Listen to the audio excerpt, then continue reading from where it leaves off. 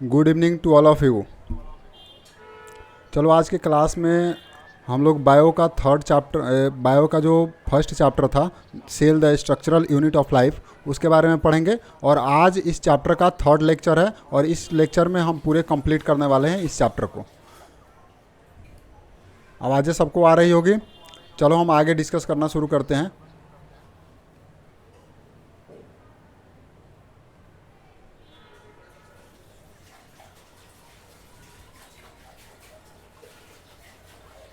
चलो last class का थोड़ा सा रिवीजन करते हुए चलेंगे हम लोग। लास्ट क्लास में मैंने पढ़ाया था कि प्लांट सेल और एनिमल सेल में मेजर डिफरेंस क्या है। तो मेजर डिफरेंस में प्लांट सेल में मैंने बताया था कि प्लांट सेल में पाया जाता है सेल वाल और एनिमल सेल में सेल वाल नहीं पाया जाता है। ये मेजर डिफरेंस था। एक और मैंने डिफरेंस बताया था कि एनिमल सेल में सेंट्रियोल पाया जाता है, सेंट्रियोल पाया जाता है और प्लांट सेल में सेंट्रियोल नहीं पाया जाता है। बाकी सारे ये जो सेल ऑर्गेनल दिख रहा है ना, ribosome, Golgi Golgi vesicles, endoplasmic reticulum, nucleus and large वेहिक्यूल,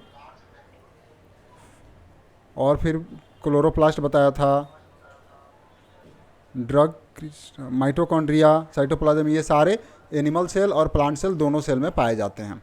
चलो ये सारे डिस्कशन हमने लास्ट क्लास में कर लिया था। फिर आगे देखते हैं, एक और स्लाइड है यहाँ पे, इसमें थोड़ा सेल के बारे में और डिटेल करेंगे हम। देखो सेल ऑर्गेनल को ध्यान से देखो, यहाँ पे ये तुम्हें दिख रहा है क्या, न्यूक्लियस। यहाँ पे देखो सेल मेम्ब्रेन के बारे में दिखाया गया है और यहाँ पे देखो एंडोप्लाज्मिक रेटिकुलम के बारे में दिखाया गया है कि ये न्यूक्लियस के जस्ट किनारे पे रहता है। देखो यहाँ पे कॉर्नर पे दिख रहा है तुम लोगों को, ये सारे रफ एंडोप्लाज्मिक रेटिकुलम होगा। और रफ एंडोप्लाज्मिक रेटिकुलम और स्मूथ एंडोप्लाज्मिक रेटिकुलम, ये एंडोप्लाज्मिक रेटिकुलम का ही पार्ट होता है। ठीक, अब रफ क्यों होता है, स्मूथ क्यों होता है, इस सब का रीजन आज हम जानेंगे। ठीक, माइटोकॉन्ड्रिया का हमारे सेल में क्या यूज होता है, गोल्जी अपैरेटस हमारे सेल में क्या करता है, लाइसोसोम क्या करता है, इन सब का यूज आज हम जानेंगे। चलो तो अपना लेक्चर शुरू करते हैं, साइटोप्लाज्म से शुरू करते हैं। चलो लास्ट क्लास में मैंने एक रेड फ्लो डायग्राम तुम लोगों को बताया था इस तरह से कि सेल स्ट्रक्चर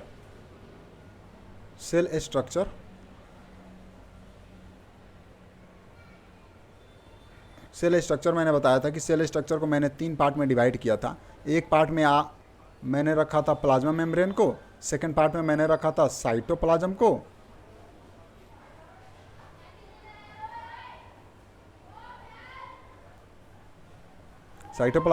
और एक लास्ट पार्ट में मैंने रखा था न्यूक्लियस को।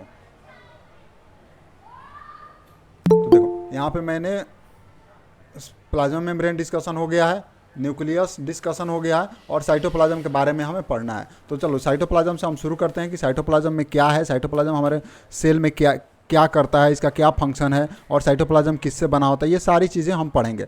चलो साइटोप्लाज्म क्या होता है यहाँ से हम देखना शुरू करेंगे कि सेल के बारे में। सेल को जब तुम देखोगे ना, देखो लास्ट स्लाइड में फिर से दिखाता हूँ तुम लोग को। ये सेल को तुम जब अच्छे से ऑब्जर्व करोगे तो यहाँ देखोगे कि सेल में एक अलग तरह का फ्लूइड होता है। ये सारे फ्लूइड होते हैं एक तरह का, और यही फ्लूइड के अंदर में ये सारे सेल ऑर्गेनल होते हैं और इसी फ्लूइड को हम बोलते हैं साइटोप्लाज्म, और इसी साइटोप्लाज्म में ये सारे सेल ऑर्गेनल पाए जाता है। चलो अब सेल ऑर्गेनल के बारे में जानेंगे कि सेल ऑर्गेनल क्या होता है। देखो यहाँ पे सेल ऑर्गेनल एक फ्लूइड कंटेंट होता है।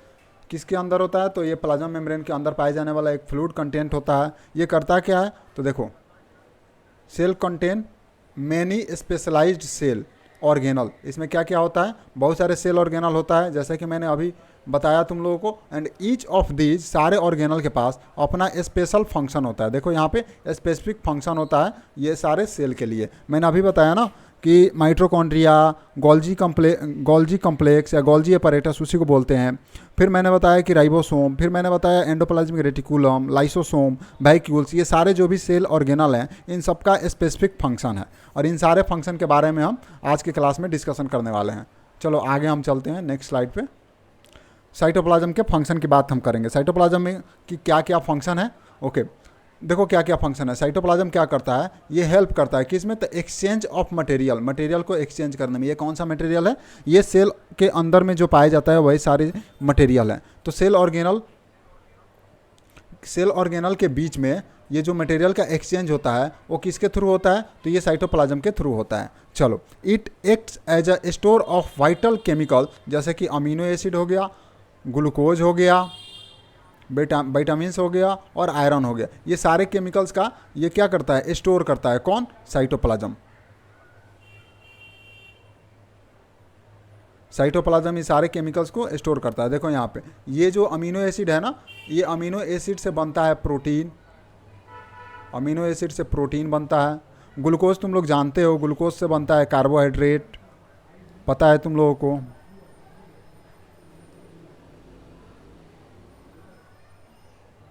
ग्लूकोज से कार्बोहाइड्रेट बनता है। विटामिन तुम लोगों को पता है, और आयरन तो पता ही होगा सब लोगों को। ओके, चलो नेक्स्ट बात करते हैं। नेक्स्ट टॉपिक, नेक्स्ट क्या है point, it is the site of certain metabolic pathway such as glycolysis. अब देखो मैं बता दूं कि ग्लाइकोलाइसिस क्या होता है। तो ग्लाइकोलाइसिस एक बहुत ही लॉन्ग प्रोसेस होता है, ठीक। और ग्लाइकोलाइसिस किस प्रोसेस में आता है, तो रेस्पायरेशन में आता है। किस में आता है? रेस्पायरेशन में ग्लाइकोलाइसिस नाम का एक प्रोसेस आता है, जिसमें ग्लूकोज को, जिसमें क्या किया जाता है, ग्लूकोज को चेंज किया जाता है पायरुविक एसिड में। ग्लूकोज को पायरुविक एसिड में तोड़ा जाता है। देखो यहाँ पे ग्लूकोज में 6 कार्बन होते हैं, तो पायरुविक एसिड में 3 कार्बन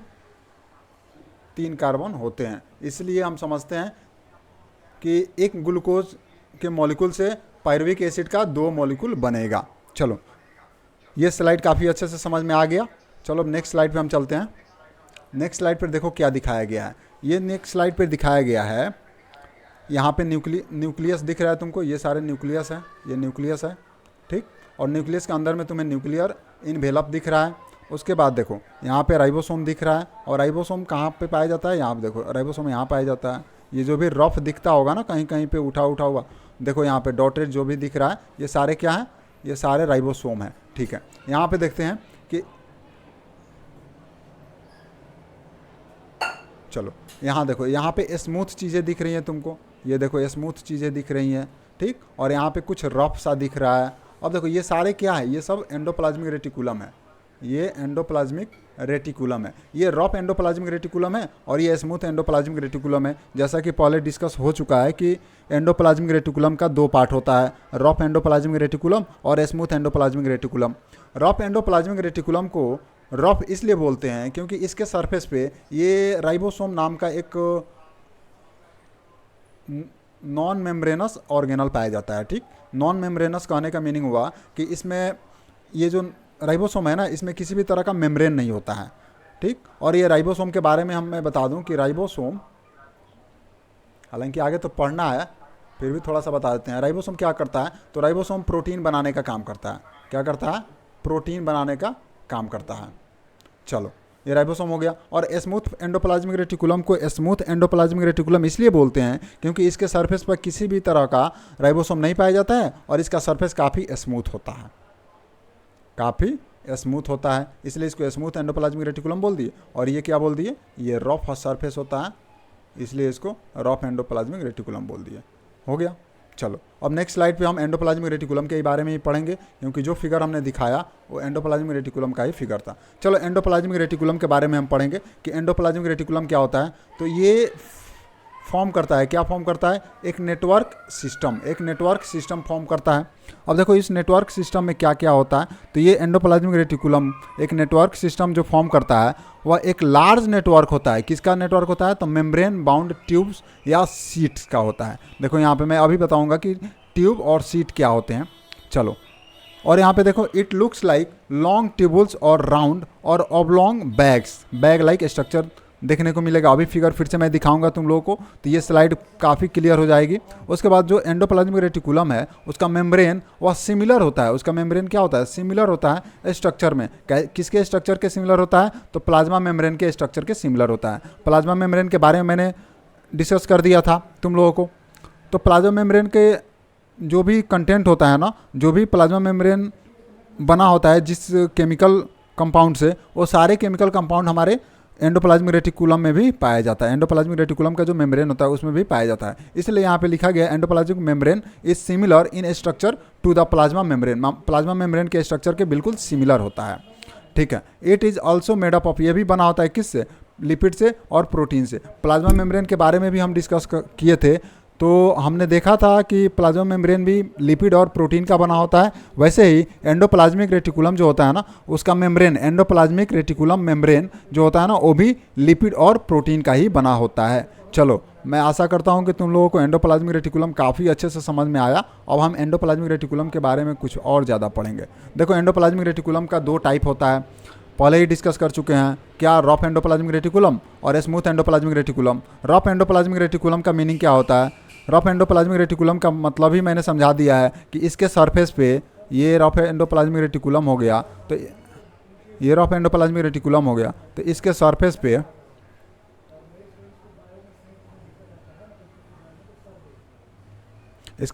पे ये देखोगे ना, तो ये मिलेगा तुम्हें राइबोसोम, और राइबोसोम मिलेगा, और ये काफ़ी रफ देखने में, अपीयरेंस इसका रफ आता है, इसलिए हम इसको क्या बोलते हैं, रफ एंडोप्लाज्मिक रेटिकुलम बोलते हैं। अब पढ़ो इसका content. As looks rough under a microscope because it has a particle, जिसको राइबोसोम बोलते हैं, ठीक। ये अटैच रहता है किससे, तो इसके सरफेस से अटैच रहता है, इसलिए हम इसको क्या बोलते हैं, रफ एंडोप्लाज्मिक रेटिकुलम। अब हम बात करते हैं राइबोसोम की। तो राइबोसोम क्या करता है, तो ribosome is the site of protein synthesis. Protein बनाने का एक साइट होता है राइबोसोम। चलो, अब हम स्मूथ एंडोप्लाज्मिक रेटिकुलम की बात करते हैं। अब देखो, स्मूथ एंडोप्लाज्मिक रेटिकुलम के बारे में मैंने बता दिया है कि स्मूथ एंडोप्लाज्मिक रेटिकुलम इसलिए बोलते हैं इसको क्योंकि इसका सरफेस जो होता है ना, काफ़ी स्मूथ होता है। और ये किसके लिए, ये क्या बनाता है, तो देखो यहाँ पे मैं बता दूं कि ये फैट बनाता है, फैट, और फिर फैट के साथ ही ये लिपिड भी बनाता है, लिपिड सिंथेसिस।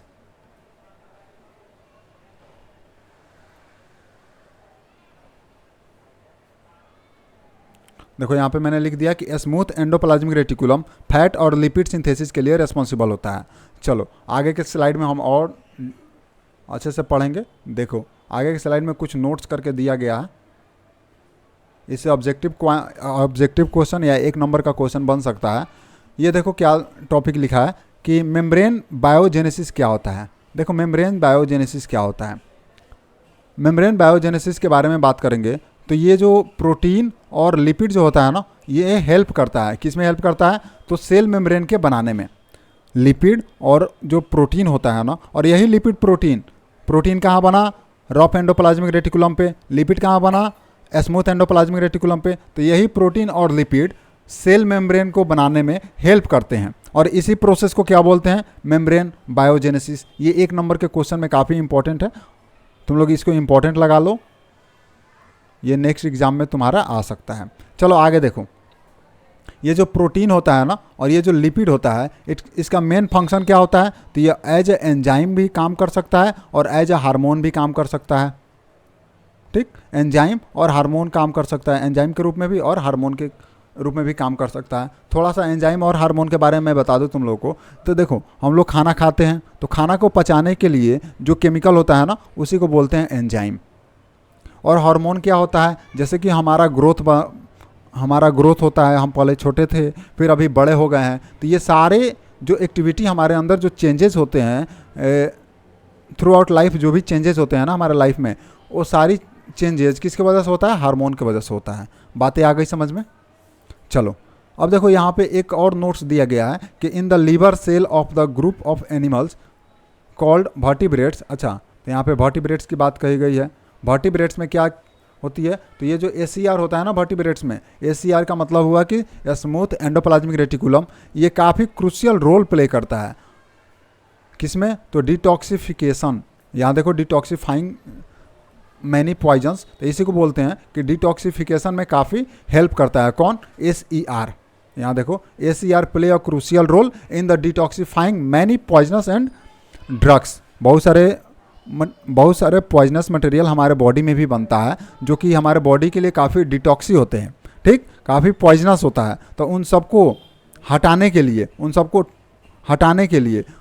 उन सबको डिटॉक्सिफाई करने के लिए कौन रेस्पॉन्सिबल है, ACR। किस में, तो लीवर सेल में। चलो ये बातें तो हम समझ लिए। चलो नेक्स्ट स्लाइड पे चलते हैं। ये देखो नेक्स्ट स्लाइड पे क्या क्या दिख रहा है हमें। नेक्स्ट स्लाइड पे हमें दिख रहा है गोल्जी अपैरेटस। अब इससे ये पता चल गया कि हम नेक्स्ट स्लाइड पे गोल्जी अपैरेटस के बारे में काफ़ी डिटेल पढ़ने वाले हैं। तो गोल्जी अपैरेटस का फिगर पहले हम पढ़ लेते हैं। देखो यहाँ पे गोल्जी अपैरेटस कैसे देखने को मिल रहा है। यहाँ देखो गोल्जी अपैरेटस कैसे दिख रहा है। तो गोल्जी अपैरेटस देखो तो ऐसे दिख रहा है, ऐसे ऐसे दिख रहा है, ऐसे दिख रहा है, फिर यहाँ पे ऐसे ऐसे दिख रहा है, फिर यहाँ पे देखो ऐसे दिख रहा है, और यहाँ से बहुत सारे ये विसाइकल्स बाहर निकल रहे हैं। देखो यहाँ पे बहुत सारे विसाइकल्स बाहर निकल रहे हैं। देखो तो ये दिख रहा होगा तुम लोगों को। चलो यहाँ देखो, अब इसमें देखो ये ऐसे लूप बन रहा है ना। इस लूप के अंदर में ये जो स्पेस बचा ना, ये वाला स्पेस, इस स्पेस को बोलते हैं लूमेन। इसको लूमेन बोलते हैं। अब देखो ये जो ऐसे बन रहा है ना, ये ऐसे जो लूप बन रहा है, इस लूप का जो एक किनारा वाला पार्ट होता है, इसको बोलते हैं हम सिस्टर्नी। ठीक। और देखो यहाँ पे और तुम्हें मैं बताऊं कि ये receiving side of the Golgi apparatus. और देखो ये जो है ना, ये वेसाइकल्स है। ये वेसाइकल्स किससे आता है, तो ये वेसाइकल्स आकर के इससे जुड़ जाता है। ठीक। और देखो, और मैं तुमको इस बारे में बताऊं, यहाँ पे देखो, ये देखो shipping side of Golgi apparatus. यहाँ से गोल्जी अपैरेटस का जो ये वाला पार्ट है ना, ये वाला पार्ट कट के बाहर निकलता है, और यहीं से तुम्हारा लाइसोसोम बनता है। क्या बनता है, लाइसोसोम बनता है तुम्हारा। अभी लाइसोसोम के बारे में भी आगे पढ़ना है। उसके बाद देखो यहाँ पे ये जो पार्ट है ना, ये ट्रांसफेस होता है, और उसके ऊपर वाला जो पार्ट है ना, उठा लीजिए,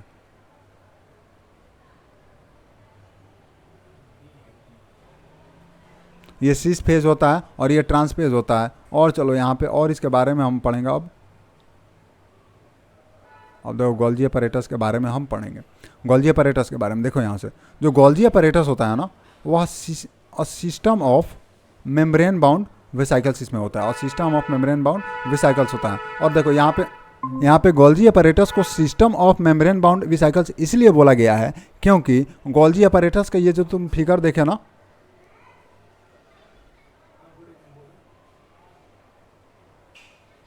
ये जो फिगर तुम देखे, इस फिगर में ये जो तुम्हें विसाइकल्स दिख रहा है ना, ये सारे विसाइकल्स से ही लाइसोसोम भी बनता है और वेहिकल्स भी बनता है।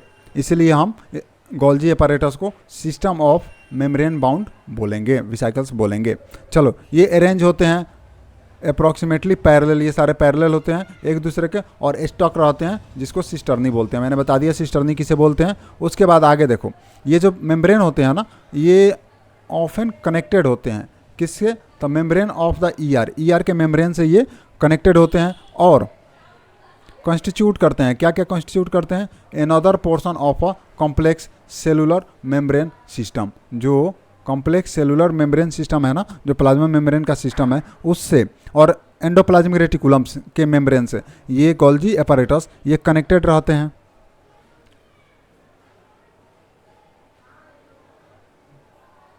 चलो अब गोल्जी बॉडी बोलो, या फिर इसी को बोला जाता है गोल्जी अपैरेटस, या इसी को देखो गोल्जी अपैरेटस बोलते हैं इसको।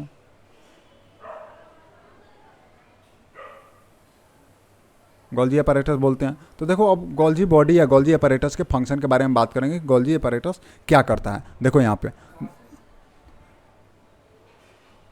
देखो, जो मटेरियल ईआर के नज़दीक में जो बनता है ना, ईआर मतलब होता है एंडोप्लाज्मिक रेटिकुलम। तो एंडोप्लाज्मिक रेटिकुलम के नज़दीक में जो भी मटेरियल बनता है उसको पैक करने का काम, और फिर उसको डिस्पैच करवाने का काम। डिस्पैच करवाने का मतलब हुआ उसको ले जाकर के पहुंचाना। तो डिस्पैच करवाने का काम किसको है, targets inside and outside the cell through the Golgi apparatus के थ्रू ही होता है। ऐसे समझ लो कि जो भी ईआर के अंदर में मटेरियल बनता है उसको पैकेज करवाने का काम और उसको फिर से डिस्पैच करवाने का काम किसको है, तो गोल्जी अपैरेटस को है। ये मटेरियल कहाँ बनता है, तो ये मटेरियल बनता है ईआर के नज़दीक में, और इसको पैकेज करने का काम, उसको डिस्पैच करवाने का काम किसको है, तो गोल्जी अपैरेटस को है। ये अंदर से बाहर में भी ले जाता है और बाहर से अंदर भी ले आता है। चलो फर्स्ट फंक्शन मैंने पढ़ लिया, हम लोगों ने पढ़ लिया, और फिर सेकंड फंक्शन की बात करेंगे। सेकंड फंक्शन में देखो क्या बोला गया है। इंक्लूड इट्स फंक्शन, इंक्लूड क्या क्या इंक्लूड करता है, स्टोरेज, स्टोरेज का भी काम करता है, modification and packaging of the product in vesicles, vesicles में प्रोडक्ट जो भी बनाना, विसाइकल्स के अंदर में जो भी मटेरियल बन रहा है उसको पैकेजिंग का काम करता है और उसको स्टोरेज का भी काम करता है और उसको कभी कभी मॉडिफाई करने का भी काम करता है। यहाँ पे मॉडिफिकेशन पे थोड़ा सा जोड़ दो कि मॉडिफिकेशन का मतलब होता है कि ईआर के नज़दीक में कोई मटेरियल बन गया, ठीक, लेकिन वो ज़्यादा यूज़फुल नहीं है, तो उसको क्या करेगा, ज़्यादा यूज़फुल बनाने के लिए गोल्जी बॉडी के पास भेजा जाएगा और गोल्जी बॉडी क्या करेगा, उसको मॉडिफाई कर देगा, तो मॉडिफाई होने के बाद वो मटेरियल काफ़ी ज़्यादा यूज़फुल हो जाएगा। आगे देखो, कुछ केसेस में जो होता है ना, कॉम्प्लेक्स शुगर को भी बनाया जाता है फ्रॉम सिंपल शुगर से गोल्जी एपरेटस के द्वारा। देखो कुछ केसेस में ऐसे होता है कि कॉम्प्लेक्स शुगर का मतलब हुआ, यहाँ पे देखो कॉम्प्लेक्स शुगर का मतलब हुआ पॉलीसेकेराइड,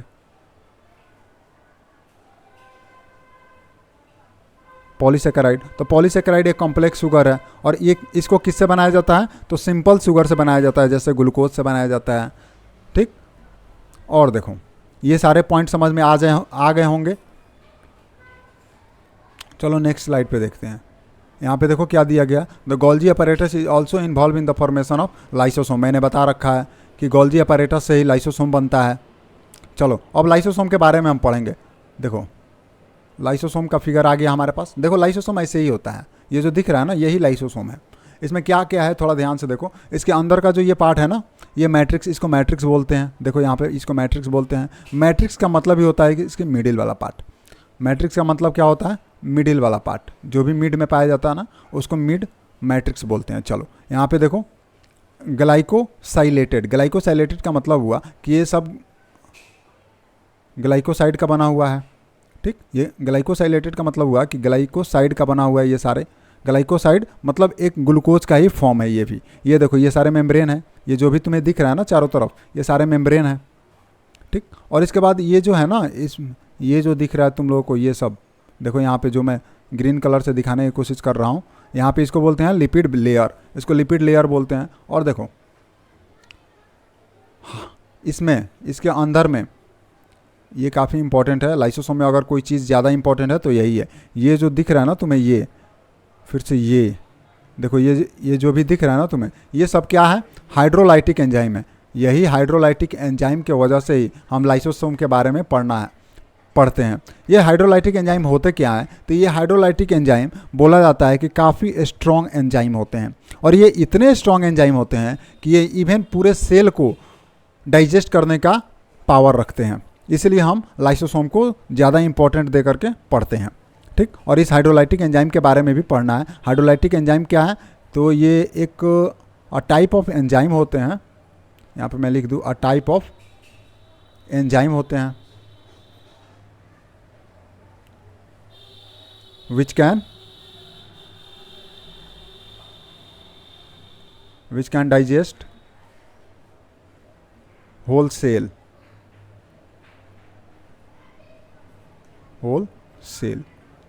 देखो इसके पास इतना पावर होता है हाइड्रोलाइटिक एंजाइम के पास कि ये पूरे सेल को भी डाइजेस्ट करने का पावर रखते हैं। चलो लाइसोसोम के बारे में हम पढ़ते हैं।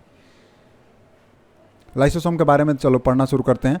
लाइसोसोम क्या होता है पहले तो ये तो हम समझ गए कि लाइसोसोम बना किससे होता है। तो लाइसोसोम किससे बना होता है, लाइसोसोम गोल्जी कॉम्प्लेक्स से बना होता है, ठीक है। अब देखो लाइसोसोम के बारे में हम पढ़ रहे हैं कि लाइसोसोम क्या होता है, a kind of waste disposal system of the cell. Waste disposal system of the cell का मीनिंग हुआ कि सेल के अंदर जो भी वेस्ट बनता है ना, वह कहीं ना कहीं जा करके इसी में डिस्पोज होता है, लाइसोसोम में जा करके इकट्ठा होता है, स्टोर होता है, ठीक। और इकट्ठा इसलिए होता है क्योंकि इसके पास हाइड्रोलाइटिक एंजाइम है। जो भी वेस्ट बनेगा और लाइसोसोम में वो चला जाएगा, उसको क्या किया जाएगा, डाइजेस्ट कर दिया जाएगा, क्योंकि इसके पास हाइड्रोलाइटिक एंजाइम पाया जाता है।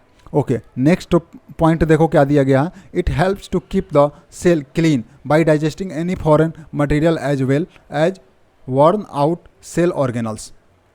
चलो यहाँ पे समझो, मैंने अभी बताया कि सेल के अंदर में लाइसोसोम पाया जाता है और लाइसोसोम के अंदर में हाइड्रोलाइटिक एंजाइम पाया जाता है। ये हाइड्रोलाइटिक एंजाइम ऐसे भी काम करता है कि जो भी सेल के अंदर वेस्ट मटेरियल आएगा उसको क्या करेगा, डाइजेस्ट कर देगा। ये फर्स्ट पॉइंट था। सेकंड पॉइंट में ये बताया गया है कि ये बहुत सारे फॉरेन मटेरियल को भी डाइजेस्ट कर देता है, और डाइजेस्ट कर देता है इस वजह से क्योंकि ये सेल को साफ़ रखना चाहता है। इसका काम ही है कि सेल को साफ़ करना, और सेल को साफ़ करने के लिए जो भी फॉरेन मटेरियल इसके अंदर एंट्री करते हैं वो सबको क्या करता है, डाइजेस्ट कर देता है। चलो एक लास्ट पॉइंट इसमें दिया गया है कि लाइसोसोम एक मेम्ब्रेन बाउंड स्ट्रक्चर होता है। क्या होता है, मेम्ब्रेन बाउंड स्ट्रक्चर। इसका मतलब ये हुआ कि लाइसोसोम के अंदर में भी एक बाहर से मेम्ब्रेन होता है। ठीक, ये मेम्ब्रेन राइबोसोम में नहीं था, इसलिए मैंने यहाँ पे बताया कि लाइसोसोम में मेम्ब्रेन पाया जाता है।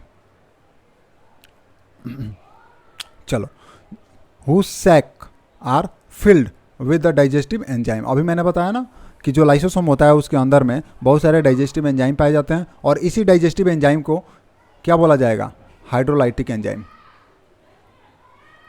हाइड्रोलाइटिक एंजाइम बोला जाएगा, हाइड्रोलाइटिक एंजाइम बोला जाएगा। चलो, ये लाइसोसोम के बारे में भी हम काफ़ी अच्छे से पढ़ लिए। अब देखो, लाइसोसोम के बारे में तो पढ़ लिए, लेकिन लाइसोसोम का फंक्शन क्या है इसके बारे में पढ़ेंगे कि लाइसोसोम का क्या फंक्शन है। देखो, लाइसोसोम क्या करता है, तो जो भी फॉरेन मटेरियल है ना, जो भी फॉरेन मटेरियल होता है जो सेल में इंटर करते हैं उनको क्या करता है, वो चाहे बैक्टीरिया हो या फूड हो या फिर कुछ भी ओल्ड ऑर्गेनल्स हो, उन सबको क्या करता है, डाइजेस्ट कर देता है, ब्रेक कर देता है, डाइजेस्ट कर देता है। ठीक, और देखो यहाँ पे देखो, ओल्ड सेल ऑर्गेनल के बारे में थोड़ा सा ध्यान दो कि ओल्ड सेल ऑर्गेनल का मतलब हुआ जैसे कि इंसान बच्चा होता है, फिर जवान होता है, फिर एक समय के बाद ओल्ड हो जाता है, बूढ़ा हो जाता है। वैसे ही सेल ऑर्गेनल का भी काम होता है। सेल ऑर्गेनल जब बने होते हैं तो जब तक वो बूढ़े नहीं होते हैं तब तक अपना काम काफ़ी अच्छे से करते हैं, लेकिन जैसे सेल ऑर्गेनल बूढ़े हो जाते हैं, पुराने हो जाते हैं, तो सेल ऑर्गेनल काफ़ी अच्छे से अपना काम नहीं कर पाते हैं। इसलिए लाइसोसोम उन सबको क्या करता है, ब्रेक कर देता है, डाइजेस्ट कर देता है, ख़त्म कर देता है उसको। और देखो, लाइसोसोम का फंक्शन और क्या है, they contain powerful digestive enzyme. अभी मैंने बोला कि काफ़ी पावरफुल डाइजेस्टिव एंजाइम पाया जाता है। देखो, पावरफुल डाइजेस्टिव एंजाइम पाया जाता है विच आर मेड, जो बना होता है इन, किस में बना होता है, RER में। RER का मतलब क्या हुआ, अभी मैंने बताया, क्या, rough endoplasmic reticulum which is capable of breaking down all organic material made in RER। जो भी RER में बना होता है ना, उन सबको डाइजेस्ट करने की काबिलियत रखता है। ये सारे बातें मैंने समझा दिया। और एक और पॉइंट फंक्शन की बात करेंगे तो ये फर्स्ट फंक्शन था लाइसोसोम की, ये सेकंड थी, और ये भी थर्ड था। चलो यहाँ थर्ड देखो, during the disturbance in the cellular metabolism. अब यहाँ पे सेलुलर मेटाबॉलिज्म एक स्पेशल पॉइंट आ गया। देखो, सेलुलर मेटाबॉलिज्म क्या होता है, तो सेल के अंदर में जो भी एक्टिविटी होती है ना, सेल के अंदर में जो भी एक्टिविटी होती है, चाहे वो एक्टिविटी एनर्जी निकालने की एक्टिविटी हो गई, और चाहे वो सेल के अंदर किसी प्रोटीन को बनाने की एक्टिविटी हो गई, चाहे सेल के अंदर लिपिड या फैट को बनाने की एक्टिविटी हो गई, या फिर सेल के अंदर किसी चीज़ को डाइजेस्ट करने की एक्टिविटी हो गई, वो सारे एक्टिविटी को हम क्या बोलते हैं, सेलुलर मेटाबॉलिज्म बोलते हैं।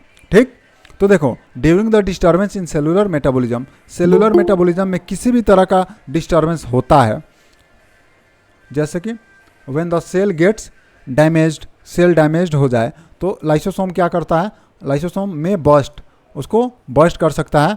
ठीक, and the enzyme digest their own cell, और डाइजेस्ट कर देता है सारे सेल को। अभी मैंने बताया ना, लाइसोसोम के अंदर में काफ़ी स्ट्रॉन्ग, काफ़ी पावरफुल हाइड्रोलाइटिक एंजाइम पाया जाता है। अगर किसी भी तरह से सेलुलर मेटाबॉलिज्म में डिस्टर्बेंस हो गया तो लाइसोसोम गुस्सा हो जाता है, और लाइसोसोम जब गुस्सा होता है ना तो वो पूरे सेल को ही डाइजेस्ट कर जाता है।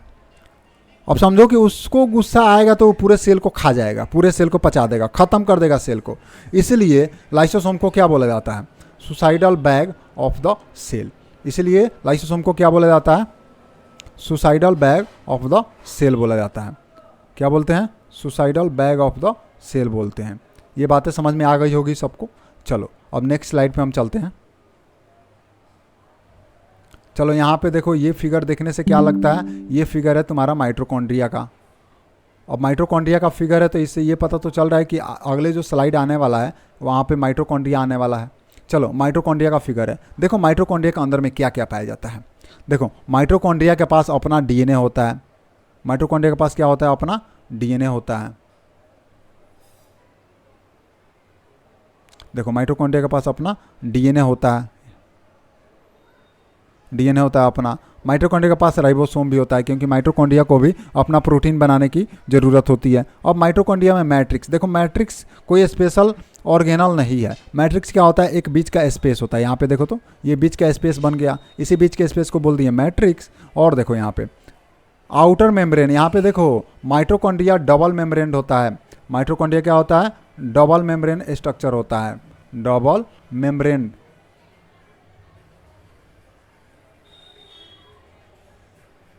Mitochondria double membrane, mitochondria double membrane structure होता है। देखो इसमें आउटर मेम्ब्रेन पाया जाता है, ये देखो आउटर मेम्ब्रेन है, और ये देखो इनर मेम्ब्रेन है। काफ़ी आसानी से तुम देख पाओगे यहाँ पे इस फिगर में, ये फिगर काफ़ी आसान फिगर है। चलो यहाँ पे देखो, अब यहाँ पे देखो क्रिस्टी जंक्शन, क्रिस्टी जंक्शन इसको देखो, इसको क्रिस्टी बोलते हैं। जब इस तरह का फिगर यहाँ पे ये जो लूप बन रहा है ना, ये लूप जब गोल्जी कॉम्प्लेक्स में बन रहा था, गोल्जी बॉडी में बन रहा था, या उसी को गोल्जी अपैरेटस बोलते हैं, उसमें बन रहा था, तो उसमें सिस्टर्नी बोल रहे थे। और यही इस तरह का फिगर, जब इस तरह का शेप जब माइटोकॉन्ड्रिया का अंदर बनता है, तो इसको बोलते हैं क्रिस्टी। क्या बोलते हैं इसको, क्रिस्टी। और यहाँ पे क्रिस्टी देखो, इसको बोलते हैं क्रिस्टी। और क्रिस्टी का ये जंक्शन है, और इसलिए इसको हम क्रिस्टी जंक्शन बोलते हैं। जंक्शन का मतलब होता है दो चीज़ें जहाँ पे ज्वाइंट होती हैं। चलो और देखो इंटर मेम्ब्रेन स्पेस, यहाँ देखो ये हो गया आउटर मेम्ब्रेन, ये आउटर मेम्ब्रेन हो गया, और ये हो गया तुम्हारा इनर मेम्ब्रेन, इनर मेम्ब्रेन। और देखो आउटर मेम्ब्रेन और इनर मेम्ब्रेन के बीच का ये जो स्पेस है ना, ये जो स्पेस दिख रहा है, ये सब स्पेस को हम बोलते हैं इंटर मेम्ब्रेन स्पेस। क्या बोलते हैं इसको, इंटर मेम्ब्रेन स्पेस बोलते हैं। अब देखो माइटोकॉन्ड्रिया के बारे में हम काफ़ी डिटेल डिस्कशन करने वाले हैं। देखो माइटोकॉन्ड्रिया के बारे में हम क्या क्या पढ़ेंगे। तो माइटोकॉन्ड्रिया के बारे में सबसे पहला पॉइंट ये याद रखो कि माइटोकॉन्ड्रिया को हम power house of the cell कहते हैं। अब power house of the cell क्यों बोलते हैं, अब power house of the cell इसलिए बोलते हैं क्योंकि जो भी एनर्जी बनाने का काम होता है ना सेल के अंदर, वो सब काम किसके अंदर होता है, माइटोकॉन्ड्रिया के अंदर होता है। चलो अब माइटोकॉन्ड्रिया के स्ट्रक्चर के बारे में हम ऑलरेडी देख चुके हैं, क्योंकि अभी हमने फिगर देखा था माइटोकॉन्ड्रिया के। देखो तुम क्या देखे थे उसमें कि दो मेम्ब्रेन कवरिंग होता है माइटोकॉन्ड्रिया में, एक होता है आउटर कवरिंग और एक होता है इनर कवरिंग। आउटर कवरिंग जो होता है ना वो वेरी पोरस होता है। वेरी पोरस का मतलब हुआ उसमें काफ़ी ऐसे ऐसे पोर देखने को मिलता है, काफ़ी ऐसे ऐसे पोर देखने को मिलता है। ठीक, ऐसे पोर, ऐसे पोर, ऐसे ऐसे पोर देखने को मिलता है, काफ़ी पोर देखने को मिलता है। देखो काफ़ी ऐसे ऐसे पोर देखने को मिलता है, जबकि जो इनर मेम्ब्रेन होता है ना वो डीपली फोल्डेड होता है काफ़ी। अब देखो ये इनर मेम्ब्रेन में इस तरह का फोल्ड देखने को मिलता है, जिसको हमने क्या बोला था, क्रिस्टी बोला था। ये इनर मेम्ब्रेन होता है, इनर मेम्ब्रेन में। और देखो दिस फोल्ड, ये जो फोल्ड होता है ना ये क्रिएट करता है large surface area, large surface area create करता है। अब एक बात मुझे बताओ, एक कोई भी मान लो कि बेडशीट है, चादर है, या कोई कपड़ा है, उसको फैला कर रखेंगे, तो फैला कर रखेंगे ना तो वो कम स्पेस फैला कर रखेंगे। और एक बहुत बड़ा कपड़ा है उसको हम मोड़ के रखेंगे, तो बहुत कपड़ा को जब मोड़ के रखेंगे ना तो वह कम स्पेस रखेगा, लेकिन उसमें तो काफ़ी ज़्यादा सरफेस एरिया होगा। और वही जो कपड़ा हम फैला के रखेंगे उसको देखेंगे तो उसमें काफ़ी कम सरफेस एरिया होगा। तो देखो इसलिए बताया गया है कि इनर मेम्ब्रेन जो होता है ना उसमें काफ़ी फोल्ड पाए जाते हैं, और यही फोल्ड लार्ज सरफेस एरिया बनाता है। और यही लार्ज सरफेस एरिया यहाँ पे देखो एटीपी जनरेशन के लिए काफ़ी एटीपी जनरेशन के लिए काफ़ी यूज़फुल होता है। अब देखो एटीपी क्या होता है, मैं तुम लोगों को एटीपी बता दूँ एटीपी क्या होता है। एटीपी देखो क्या होता है, देखो तुम लोग बाज़ार गए हो ना, तो जब बाज़ार जाते हो तो तुम्हें कुछ ख़रीदना है, तो कुछ ख़रीदने के लिए क्या ले जाते हो, पैसा ले जाते हो। कुछ ख़रीदने के लिए पैसा ले जाते हो ना। चलो वैसे ही यहाँ पे देखो एटीपी क्या है, तो एटीपी है एनर्जी। एटीपी क्या है, एनर्जी।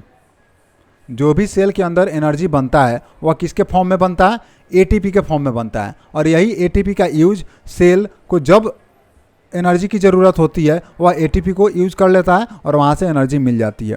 ठीक, एटीपी के बारे में थोड़ा सा और तुम लोग को बताएं। देखो यहाँ पे ये एटीपी का मॉलिक्यूल हो गया और इस मॉलिक्यूल से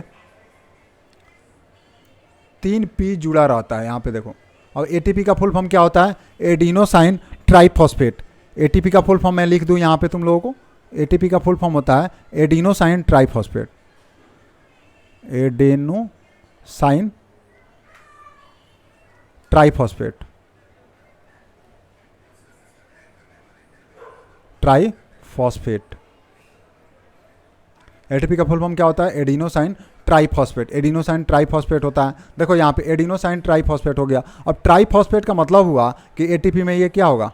ये एडिनोसाइन है, यहाँ पे देखो 3 फास्फोरस है और यही 3 फास्फोरस जो है ना एनर्जी के लिए रिस्पॉन्सिबल होता है। ये एक फास्फोरस टूटेगा तो कुछ एनर्जी निकलेगी, दूसरा फास्फोरस टूटेगा तब कुछ एनर्जी निकलेगी और थर्ड फास्फोरस टूटेगा तब भी कुछ एनर्जी निकलेगी। इसलिए एटीपी को एनर्जी करेंसी बोलते हैं। एटीपी को क्या बोलते हैं? Energy currency. जब भी सेल को एनर्जी की ज़रूरत होगी वह एटीपी लेगा और उस एटीपी का यूज कर लेगा। चलो अब हम पढ़ेंगे कि माइटोकॉन्ड्रिया का क्या फंक्शन होता है। देखो माइटोकॉन्ड्रिया का फंक्शन दिया गया। The energy required for various chemical activity needed for life is released by mitochondria in the form of the ATP. अभी मैंने बताया कि एटीपी माइटोकॉन्ड्रिया के अंदर बनता है और जब भी सेल को बहुत सारे एक्टिविटी के लिए एनर्जी की रिक्वायरमेंट होगी तो वह सेल उस एनर्जी को कहाँ से लेगा? तो एटीपी के फॉर्म में लेगा। और कहाँ से लेगा? माइटोकॉन्ड्रिया से लेगा। तो इसलिए तो बोला गया है कि mitochondria power house of the cell है। जैसे कि हमारे गाँव का पावर हाउस कहीं पे होता है ना, वहाँ से बिजली की सप्लाई हमारे घरों तक आती है, वैसे ही माइटोकॉन्ड्रिया भी पूरे सेल का पावर हाउस है। जो भी एनर्जी की ज़रूरत होती है सेल के किसी भी ऑर्गेनल को या किसी भी एक्टिविटी को करने में, तो वहाँ एनर्जी कहाँ से जाती है? माइटोकॉन्ड्रिया से जाती है। चलो ये बातें समझ गए। अब देखो यहाँ पे एटीपी का फुल फॉर्म भी दे दिया है, एडिनोसाइन ट्राइफॉस्फेट। मैंने समझा दिया काफ़ी अच्छे से। अब देखो ATP is known as the energy currency. अभी मैंने बोला एटीपी को एनर्जी करेंसी भी बोलते हैं। अब एनर्जी करेंसी का मीनिंग ही होता है कि सेल को जब भी रिक्वायरमेंट होगी एनर्जी की, वह एटीपी का यूज करेगा और एनर्जी ले लेगा। ठीक। करेंसी का मतलब होता है पैसा। जब भी तुम्हें किसी चीज़ की ज़रूरत होती है, तुम्हारे पास पैसे होते हैं, पैसे को तो करेंसी भी बोलते हैं। तो पैसे होते हैं, उस पैसे से तुम कोई भी चीज़ खरीद सकते हो। आगे चलो, आगे बात करते हैं हम। The body uses energy stored in ATP for making new chemical compounds and for mechanical work. देखो यहाँ पे जो हमारी एनर्जी है ना, वो हमारी एनर्जी भी देखो, अब कैसे तुम लोगों को समझाएं। ये जो सेल की बात हम कर रहे हैं, ये कहीं ना कहीं हम अपने बारे में भी इनडायरेक्टली पढ़ रहे हैं, क्योंकि हमारे बॉडी भी तो सेल से ही बनी होती है। हमें जो भी एनर्जी मिलता है वो सारे एनर्जी कहाँ पे बनता है? तो एटीपी के फॉर्म में बनता है माइटोकॉन्ड्रिया के अंदर। एटीपी के अंदर एटीपी बनता है कहाँ पे? माइटोकॉन्ड्रिया के अंदर। और माइटोकॉन्ड्रिया के अंदर एटीपी बनता है और वही एटीपी का यूज करके हम अपना मैकेनिकल वर्क भी करते हैं। और जो भी हम अपना वर्क करते हैं, जो भी हम काम करते हैं, कोई भी एक्टिविटी करते हैं, खेलते हैं, कूदते हैं, कहीं पे दौड़ते हैं या फिर साइकिल चलाते हैं, स्कूल जाते हैं, जो भी एक्टिविटी हम लोग करते हैं, पढ़ते हैं, बोलते हैं, ये सब के लिए एनर्जी की ज़रूरत होती है। और ये सारे एनर्जी कहाँ से आती है? तो ये सब एनर्जी एटीपी के फॉर्म में होता है। और ये एटीपी कहाँ बनता है? तो माइटोकॉन्ड्रिया के अंदर में बनता है। अब तुम इस सेंटेंस को पढ़ोगे तो काफ़ी अच्छे से तुमको समझ में आएगा। चलो अब नेक्स्ट पॉइंट देखो माइटोकॉन्ड्रिया के बारे में। तो माइटोकॉन्ड्रिया का फंक्शन हम पढ़ रहे हैं ना, यहाँ पे देखो ये फर्स्ट फंक्शन था, ये सेकंड फंक्शन था, उसका सेकंड फंक्शन था, ये थर्ड फंक्शन था। चलो mitochondria have their own DNA. अब देखो माइटोकॉन्ड्रिया के पास अपना खुद का डीएनए होता है। देखो मैं अभी बताऊंगा अपना खुद का इसके पास डीएनए क्यों होता है। देखो ये अपना खुद का डीएनए होता है इसके पास। उसके बाद अपना इसके पास राइबोसोम भी होता है। और क्यों होता है अभी बताएंगे। Therefore, mitochondria are able to make some of their own protein। यही तो रीज़न है उसका कि उसके पास अपना डीएनए होता है, अपना प्रोटीन होता है। एक बात बताओ, तुम्हारे पास अपना खुद का पैसा होगा तो तुम जो चाहो सो कर लोगे। तुम्हारे पास अपना खुद का पैसा होगा तो तुम जो चाहो सो कर लोगे। तो वही काम यहाँ पे डीएनए करता है।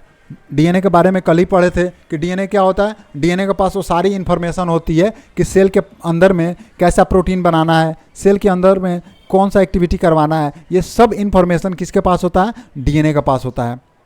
तो माइटोकॉन्ड्रिया अपना हीरो है।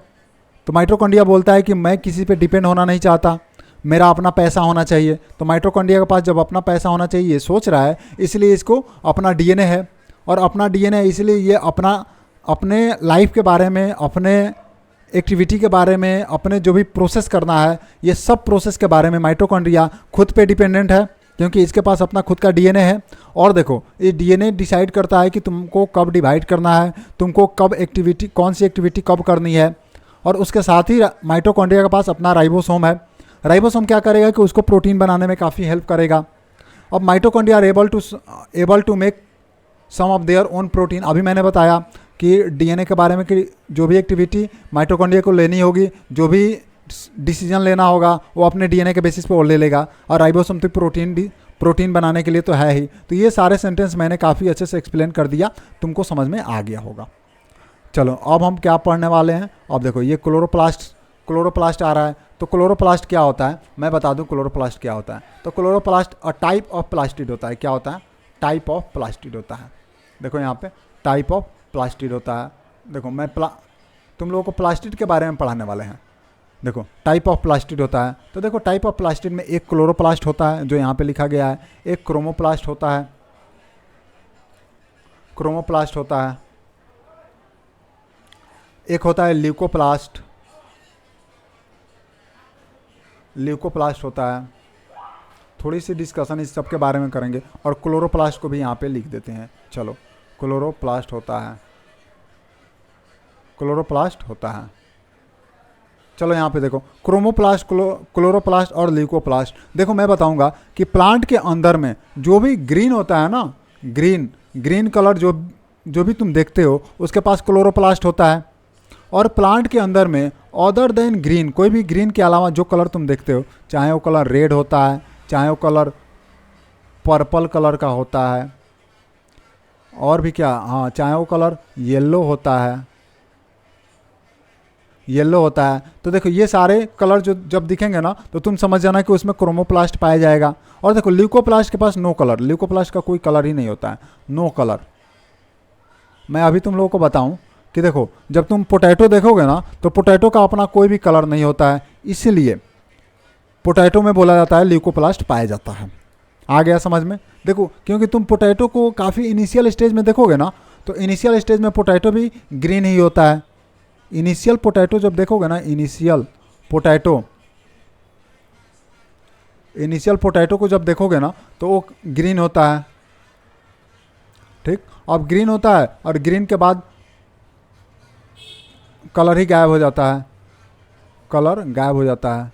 तो बोलेंगे यहाँ पे नो कलर। पहले इनिशियल पोटैटो ग्रीन रहा और उसके बाद क्या हुआ, इनिशियल पोटैटो ग्रीन था और ग्रीन के बाद कलर ही गायब हो गया। तो बोलेंगे कि उसका जो क्लोरोप्लास्ट था ना वो ल्यूकोप्लास्ट में चेंज हो गया। देखो यहाँ पे क्या लिखा हुआ है, क्लोरोप्लास्ट क्या है? अ टाइप ऑफ प्लास्टिड है। क्या है? अ टाइप ऑफ प्लास्टिड है। और अब कैसा होता है? राउंड होता है, गोल होता है, ओवल अंडे के आकार का होता है और डिस्क शेप होता है। डिस्क शेप होता है, डिस्क शेप ऐसे ऐसे ऐसे ऐसे डिस्क शेप होता है। और देखो that is involved in the synthesis and storage of food stuff. Food stuff के बारे में समझ लो। यही वो क्लोरोप्लास्ट है जहाँ पे फोटोसिंथेसिस का एक्टिविटी होता है। कौन सी एक्टिविटी? फोटोसिंथेसिस। और फोटोसिंथेसिस क्या होता है?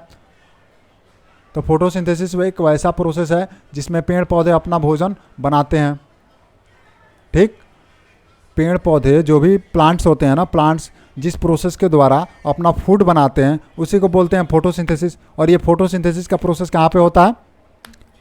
क्लोरोप्लास्ट के अंदर में होता है। इसीलिए क्लोरोप्लास्ट को स्टोरेज ऑफ फूड स्टफ भी बोलते हैं। चलो अब नेक्स्ट स्लाइड पे चलते हैं प्लास्टिड के बारे में पढ़ने। चलो यहाँ पे देखो प्लास्टिड, देखो यहाँ पे प्लास्टिड के बारे में हम पढ़ रहे हैं। प्लास्टिड है ये। अब देखो plastid are presently only in plant. ये तो पता ही होना चाहिए कि प्लास्टिड केवल और केवल प्लांट में पाया जाता है, क्योंकि प्लांट में ही कलर चेंज होता है। ऐसा नहीं कि एनिमल में भी पाया जाता है। अगर प्लास्टिड एनिमल में पाया जाता तो जाहिर सी बात है कि एनिमल भी अपना कलर चेंज कर पाते। यहाँ पे देखो, यहाँ पे there are 3 types of plastid लिखा गया है। क्रोमोप्लास्ट मैंने बता दिया, ल्यूकोप्लास्ट मैंने बता दिया, यहाँ पे क्लोरोप्लास्ट मैंने बता दिया। क्रोमोप्लास्ट में क्या होता है? कलर्ड प्लास्टिड होता है अदर देन ग्रीन। ये ध्यान रखना, ये क्रोमोप्लास्ट में कलरफुल तो होता है प्लास्टिड, बट ग्रीन के अलावा, क्योंकि जब वो ग्रीन होगा ना प्लास्टिड, तब उसमें क्लोरोप्लास्ट पाया जाएगा। देखो अब क्लोरोप्लास्ट, देखो क्लोरोप्लास्ट में लिखा गया contain the pigment chlorophyll, chlorophyll इसमें पाया जाएगा। और यहाँ पे ल्यूकोप्लास्ट, देखो ल्यूकोप्लास्ट या तो वाइट होगा या फिर कलरलेस प्लास्टिड होता है। चलो ये भी मैंने बता दिया और यहाँ पे लिखा गया है, काफ़ी अच्छे से तुम लोगों को समझ में आया होगा। अब चलो प्लास्टिड के बारे में और थोड़ा सा डिटेल करेंगे कि प्लास्टिड का स्ट्रक्चर कैसा होता है। देखो जो इंटरनल ऑर्गेनाइजेशन देखते हैं ना प्लास्टिड का, तो इंटरनल ऑर्गेनाइजेशन कंसिस्ट करता है numerous of membrane layer embedded in a material called the stroma. अभी मैं तुम लोग को एस्ट्रोमा के बारे में बताऊंगा, एस्ट्रोमा के बारे में मैंने बताया नहीं, चलो अभी बताऊंगा एस्ट्रोमा के बारे में। Membrane layers embedded in a material, जिसको एस्ट्रोमा बोलते हैं। अभी एस्ट्रोमा के बारे में तुम लोग को बताऊंगा। नेक्स्ट वाले पॉइंट पढ़ लेते हैं यहाँ पे कि plastids also have their own DNA. अब देखो यहाँ पे एक और नई बात आ गई कि जैसे कि माइटोकॉन्ड्रिया के बारे में मैंने बताया क्या कि माइटोकॉन्ड्रिया क्या है, हीरो है। माइटोकॉन्ड्रिया क्या है, हीरो है। और उसको मैंने हीरो इसलिए बोला क्योंकि उसके पास अपना खुद का पैसा है, अपना खुद का डीएनए है, वह खुद से अपना डिसीजन ले सकता है कि उसको कब प्रोटीन बनाना है, कब क्या करना है, कब कौन सी एक्टिविटी करनी है, वो सारे काम वो खुद से कर सकता है ना। चलो यहाँ पे देखो plastids also have their own DNA, plastid के पास भी अपना खुद का डीएनए है। तो इससे तो ये साबित हो गया कि जब इसके पास अपना खुद का डीएनए है तो ये भी अपना खुद का काम अपने खुद पे डिपेंड होकर के कर सकता है। और इसके पास अपना खुद का राइबोसोम भी है। देखो किसी भी सेल ऑर्गेनल के पास जब अपना खुद का डीएनए है और किसी भी सेल ऑर्गेनल के पास जब अपना खुद का राइबोसोम है, तो इससे यही साबित होता है कि वह थोड़ा सा इंडिपेंडेंट है। वह क्या है, इंडिपेंडेंट है। अब इंडिपेंडेंट का मतलब ये हुआ कि वह सेल ऑर्गेनल अपने बारे में डिसीजन खुद से ले सकता है। वह खुद डिसाइड कर सकता है कि उसको कब प्रोटीन बनाना है, वह खुद डिसाइड कर सकता है कि उसको कब कौन सी एक्टिविटी करनी है, वह खुद से अपना डिसीजन ले सकता है। चलो ये सिमिलर टू इट्स स्ट्रक्चर। चलो ये सारी चीज़ें हमने पढ़ लिया। अब तुम लोगों को बताना था एस्ट्रोमा क्या होता है। चलो मैं बता दूं पहले एस्ट्रोमा क्या होता है। ये पहले फिगर मैं तुम लोगों को दिखाऊंगा, फिर एस्ट्रोमा के बारे में बताऊंगा। चलो यहाँ पे देखो, तो ये जो दिख रहे हो ना, ये एस्ट्रोमा होता है। ये दिख रहा है ना, ये सब एस्ट्रोमा होता है। देखो यहाँ पे ये एस्ट्रोमा होता है। क्या होता है, एस्ट्रोमा होता है, इसी को एस्ट्रोमा बोलते हैं। और ये बहुत सारे लेयर में अरेंज रहता है। देखो तो ये बहुत सारे लेयर में अरेंज रहता है, इसी को एस्ट्रोमा बोलते हैं। और इसी एस्ट्रोमा के अंदर में क्लोरोप्लास्ट की जो भी एक्टिविटी होती है, सारी एक्टिविटी क्लोरोप्लास्ट के अंदर में ही होती है। आई होप तुम लोगों को समझ में आ गया होगा कि एस्ट्रोमा क्या होता है। ये जो ऐसे दिख रहा था ना, क्वाइंस जैसा, ऐसे क्वाइंस जैसा दिख रहा था, इसी को तो बोलते हैं एस्ट्रोमा। चलो अब हम प्लास्टिड की फंक्शन के बारे में पढ़ेंगे थोड़ा सा। देखो प्लास्टिड का क्या फंक्शन होता है। देखो chloroplast are important for photosynthesis in plant. देखो मैंने फर्स्ट स्लाइड पर ही बता दिया था कि जो क्लोरोप्लास्ट होता है ना, उसी के अंदर में फोटोसिंथेसिस का प्रोसेस होता है। फोटोसिंथेसिस का प्रोसेस किसके अंदर में होता है, क्लोरोप्लास्ट के अंदर में होता है। ये सारी बातें तुम लोगों को समझ में आई होगी। चलो यहाँ पे chloroplast also contain various yellow और orange pigment in addition to chlorophyll. यहाँ पे देखो क्लोरोप्लास्ट ऑल्सो कंटेन, क्या क्या कंटेन करता है, येलो ऑरेंज पिगमेंट और इन एडिशन क्लोरोफिल भी कंटेन करता है। देखो क्लोरोप्लास्ट में कौन कौन पिगमेंट होता है, येलो होता है क्लोरोप्लास्ट में, ऑरेंज पिगमेंट भी देखने को मिलता है। पिगमेंट का मतलब ही होता है कोई कलरफुल सब्सटेंस। देखो पिगमेंट का मतलब ही होता है, यहाँ पे देखो पिगमेंट के बारे में तुम लोग को मैं बताऊं तो पिगमेंट का मतलब ही होता है कि कलरफुल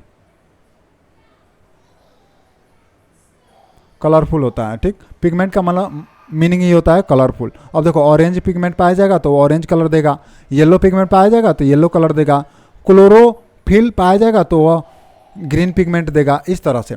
और देखो यहाँ पे देखो ल्यूकोप्लास्ट जो होता है ना, leucoplast are primarily organelles in which materials such as starch, oils, proteins, granules are stored. यहाँ पे देखो मैं तुम लोगों को बताऊं कि जो पोटैटो होता है ना, पोटैटो से क्या मिलता है हम लोग को? तो पोटैटो से हम लोग को मिलता है स्टार्च, ठीक। अब देखो ऑयल जो फैटी सब्सटेंस होता है, फैटी, और जो प्रोटीन होता है प्रोटीन, तब किससे प्रोटीन मिलता है? यहाँ पे देखो तो जितने भी पल्सेज हैं, पल्सेज, तो पल्स से क्या मिलता है? प्रोटीन। और आयल्स, यहाँ पे देखो तो आयल्स, आयल्स का जो भी है, जैसे कि हाँ मस्टर्ड ऑयल, मस्टर्ड, सरसों, तो मस्टर्ड से ऑयल मिलता है। तो यहाँ पे तुम समझो कि स्टार्च, स्टार्च किस में रहता है? पोटैटो में, ये भी ल्यूकोप्लास्ट वाला है। और ऑयल देखो मस्टर्ड में, तो मस्टर्ड को भी हम देखते हैं, तो मस्टर्ड में क्या होता है? ल्यूकोप्लास्ट होता है। और प्रोटीन किससे पाया जाता है? पल्स में, तो बहुत सारे पल्स भी होते हैं जो जिसमें ल्यूकोप्लास्ट पाया जाता है। चलो, आर स्टोर्ड, ये सारे ग्रेनुल्स इसमें स्टोर होते हैं, किसमें? ल्यूकोप्लास्ट में। एक बार और समझ लो कि ल्यूकोप्लास्ट में कौन कौन से ग्रेनुल्स स्टोर होते हैं। तो स्टार्च बनाने वाले ग्रेनुल्स, ऑयल्स बनाने वाले ग्रेनुल्स और प्रोटीन बनाने वाले ग्रेनुल्स ल्यूकोप्लास्ट में स्टोर होते हैं। चलो अब देखो ये और एक नया टॉपिक आ गया। देखो यहाँ पे ये देखने से ही पता चल रहा है कि ये कुछ वैक्यूल्स टाइप का है। देखो यहाँ पे ये है प्लांट सेल, ये कौन सा सेल है? प्लांट सेल, ये प्लांट सेल है। और प्लांट सेल है ये इसलिए है क्योंकि इसके बाहर ये जो है ना, ये सेल वाल दिख रहा है। देखो कितना आसानी से हमने सीख लिया कि ये प्लांट सेल है, और इसको प्लांट सेल इसलिए बोला क्योंकि इसके बाहर में सेल वाल दिख रहा है, ठीक। और यहाँ पे देखो, यहाँ पे देखो ये काफ़ी बड़ा सा, इसमें देखो काफ़ी बड़ा सा सेंट्रल वैक्यूल दिख रहा है तुम लोगों को। देखो यहाँ पे सेंट्रल वैक्यूल्स, काफ़ी बड़ा सेंट्रल वैक्यूल्स पाया जाता है। तो वैक्यूल्स का मतलब ही होता है कि खाली स्पेस, वैकेंट स्पेस को ही हम बोलते हैं वैक्यूल, ठीक। यहाँ पे देखो, यहाँ पे मैंने बताया है वैक्यूल्स के बारे में। तो वैक्यूल्स का ये जो अंदर वाला पार्ट है ना, ये सैप होता है, सैप, इसमें कुछ ना कुछ भरा होता है, कुछ ना कुछ फिल होता है, ठीक, कुछ लिक्विड पाया जाता है। और देखो इसमें क्या याद रखना है कि जो वैक्यूल्स होता है ना, इस वैक्यूल्स का ये जो मेम्ब्रेन है ना, ये वैक्यूल्स के मेम्ब्रेन को हम बोलते हैं टोनोप्लास्ट। ये याद रखना कि टोनोप्लास्ट क्या होता है। तो टोनोप्लास्ट में बोलेंगे कि टोनोप्लास्ट क्या होता है? मेम्ब्रेन ऑफ वैक्यूल्स होता है, मेम्ब्रेन ऑफ वैक्यूल्स होता है, मेम्ब्रेन ऑफ वैक्यूल्स होता है। और वैक्यूल्स के बारे में तो काफ़ी हमने जाना भी था कि वैक्यूल्स, प्लांट में वैक्यूल्स काफ़ी बड़ा पाया जाता है और एनिमल में वैक्यूल्स काफ़ी छोटा पाया जाता है, अगर पाया जाएगा तो। अगर नहीं पाया जाएगा तो बिल्कुल नहीं पाया जाएगा एनिमल में। और प्लांट में वैक्यूल्स लगभग 90% स्पेस ऑक्यूपाई करता है। चलो यहाँ पे आ जाओ। अब वैक्यूल्स के बारे में डिटेल पढ़ते हैं। देखो वैक्यूल्स के बारे में पढ़ेंगे कि वैक्यूल्स क्या है? स्टोरेज करता है, किसका किसका करता है? सॉलिड का, लिक्विड कंटेंट्स का, जो भी सॉलिड और लिक्विड कंटेंट होते हैं ना, उन सब का स्टोरेज कौन करता है? वैक्यूल्स। वैक्यूल्स को तो ये भी बोलते हैं डस्टबिन ऑफ द सेल।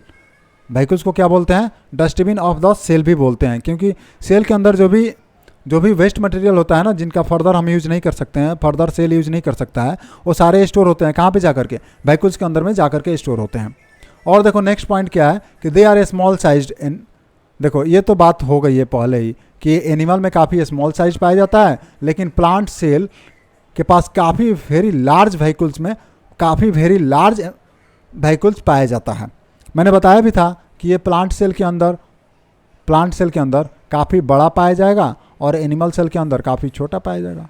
ये तो बात कर लिए थे जब डिफरेंस पढ़े थे ना प्लांट सेल और एनिमल सेल में, तभी इसकी बात कर लिए थे हम। चलो अब वैक्यूल्स के फंक्शन के बारे में थोड़ा सा बात कर लेते हैं। देखो वैक्यूल्स क्या करता है? प्लांट सेल में वैक्यूल्स ऑक्यूपाई करता है 50 से लेकर के 90%, मैंने बताया था ना, ऑलमोस्ट 90% स्पेस ऑक्यूपाई करता है प्लांट सेल में। कौन? Vacuoles of the cell volume. Cell volume का 90%, 50 to 90% वॉल्यूम ऑक्यूपाई करता है वैक्यूल्स। उसके बाद नेक्स्ट पॉइंट क्या है? ये फर्स्ट फंक्शन है। सेकंड फंक्शन देखो, सेकंड फंक्शन में बात करेंगे इन प्लांट सेल में vacuoles are full of the cell sap and provide turgidity and rigidity to the cell. यहाँ पे देखो जो भी सॉलिड, यहाँ पे देखो solid plus liquid, solid plus liquid होता है, तो सॉलिड प्लस लिक्विड होता है ना, तो सॉलिड और लिक्विड व्हीकल्स के अंदर में होता है। इसीलिए व्हीकल्स प्लांट सेल को टर्जिडिटी प्रोवाइड करता है और फिर रिजिडिटी प्रोवाइड करता है सेल को। ये आ गया समझ में। देखो रिजिडिटी का मतलब होता है काफ़ी हार्ड बना देता है, रिजिड बना देता है, और टर्जिडिटी का मतलब होता है कि टर्जिड बना देता है, उसके अंदर में लिक्विड की वजह से। यहाँ देखो ये टर्जिडिटी का मतलब हुआ, ऐसे समझ लो टर्जिडिटी का मतलब कि कोई पॉलीथीन में तुम पानी भर देते हो तो उस पॉलीथीन के अंदर टर्जिडिटी आ जाती है। ठीक, पानी भर दोगे तो तुम बाहर से जब उसको टच करोगे ना तो उसमें एक टर्जिडिटी टाइप का फीचर आ जाएगा। तुम उसको टच करोगे, छोड़ोगे, फिर अपना स्पेस में आ जाएगा। जैसे उसका शेप तुम चेंज करोगे टच करके और छोड़ोगे, फिर अपना शेप में आ जाएगा, तो उस प्रोसेस को बोलते हैं टर्जिडिटी। तो सेल के अंदर टर्जिडिटी के लिए कौन रिस्पॉन्सिबल है? लिक्विड। व्हीकल्स के अंदर टर्जिडिटी लिक्विड की वजह से होता है और रिजिडिटी किसकी वजह से आता है? सॉलिड की वजह से आता है। ये बातें समझ में आ गई। चलो यहाँ पे नेक्स्ट थर्ड पॉइंट पढ़ते हैं कि many important substance in the life of the plant cell are stored in the vehicles. बहुत सारे इंपॉर्टेंट सब्सटेंस भी प्लांट सेल के अंदर में, जो इंपॉर्टेंट सब्सटेंस है वो व्हीकल्स के अंदर स्टोर हो जाते हैं। जो इंक्लूड करता है, कौन कौन इंपॉर्टेंट है, तो देखो यहाँ पे इंपॉर्टेंट है अमीनो एसिड इंपॉर्टेंट है, और उसके बाद से शुगर इंपॉर्टेंट है, और बहुत सारे ऑर्गेनिक एसिड भी हैं जो कि काफ़ी इंपॉर्टेंट है, और जा कर के ये व्हीकल्स में स्टोर हो जाते हैं, और कुछ प्रोटीन्स भी होते हैं। यहाँ पे देखो ये अमीनो एसिड का मतलब ही हुआ कि ये प्रोटीन होता है। बहुत सारे अमीनो एसिड मिल करके एक प्रोटीन बनाते हैं, तो इसलिए मैंने अमीनो एसिड को बता दिया प्रोटीन, क्योंकि तुम लोग अमीनो एसिड से काफ़ी फेमिलियर नहीं हो और प्रोटीन से काफ़ी ज़्यादा फेमिलियर हो। इसलिए अमीनो एसिड क्या होता है? अमीनो एसिड से क्या बनता है? प्रोटीन बनता है। अब ऐसे समझ लो कि व्हीकल्स में अमीनो एसिड स्टोर होता है, शुगर स्टोर होता है, वेरियस ऑर्गेनिक एसिड स्टोर होता है, बहुत सारे टाइप का ऑर्गेनिक एसिड होता है, ये सब स्टोर होता है, और फिर कुछ प्रोटीन्स भी स्टोर होते हैं। और आगे आ जाओ, ये फोर्थ पॉइंट देखो, फोर्थ फीचर, व्हीकल्स का फोर्थ फीचर देखो क्या है? In single celled organism. अब सिंगल सेल्ड ऑर्गेनिज्म की बात किया जा रहा है, तो सिंगल सेल्ड ऑर्गेनिज्म मतलब अमीबा। अब देखो अमीबा के बारे में बात किया जा रहा है, तो अमीबा के बारे में बताया गया है कि जो फूड व्हीकल्स होता है ना, इसमें फूड व्हीकल्स पाया जाता है अमीबा में। ये बात ध्यान रखना कि अमीबा में फूड व्हीकल्स पाया जाता है, और वो फूड व्हीकल्स क्या कंटेन करता है? तो food vehicles food atom contain करता है। अब देखो फूड आइटम्स क्या होते हैं? Food items date the amoeba has consumed. देखो अमीबा के बारे में थोड़ा सा मैं बताना चाहूँगा। अमीबा के अंदर में फूड व्हीकल्स होते हैं। देखो अमीबा के बारे में फूड व्हीकल्स होते हैं, यहाँ पे मैं बताऊँ। यहाँ पे देखो, यहाँ पे ये देखो, ये अमीबा हो गया, ऐसे ही फिगर होता है अमीबा का। अमीबा के अंदर में ये देखो फूड व्हीकल्स हो गया, ये फूड व्हीकल्स हो गया। अमीबा के अंदर में ये कोई फूड है, ये कोई फूड है, और ये फूड जब अंदर जाएगा ना, ये फूड जब अंदर जाएगा तो ये फूड व्हीकल्स में ही डायरेक्ट जाता है। जैसे हमारा स्टमक है ना, जहाँ पे हम लोग खाना खाते हैं, डायरेक्ट स्टमक में जा कर के स्टोर होता है, वैसे ही अमीबा के पास स्टमक के फॉर्म में फूड व्हीकल्स है।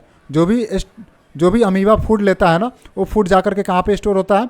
उसके फूड व्हीकल्स में, और वहीं पे बहुत सारे एंजाइम निकलते हैं और उस फूड को डाइजेस्ट कर दिया जाता है। चलो अमीबा के बारे में भी हमने पढ़ लिया, और यहाँ पे आ जाओ।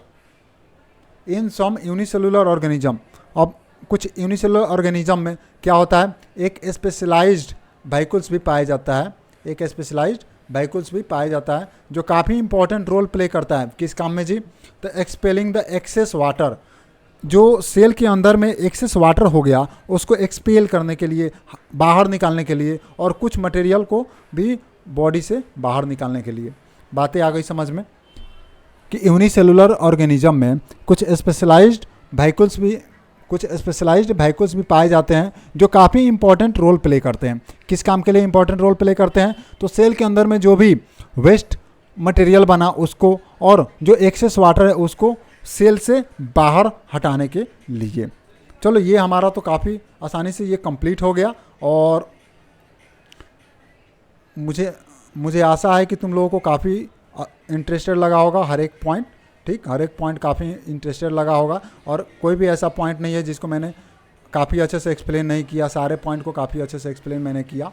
ठीक, और कोई भी पॉइंट में डाउट नहीं रही होगी। Okay, thank you so much.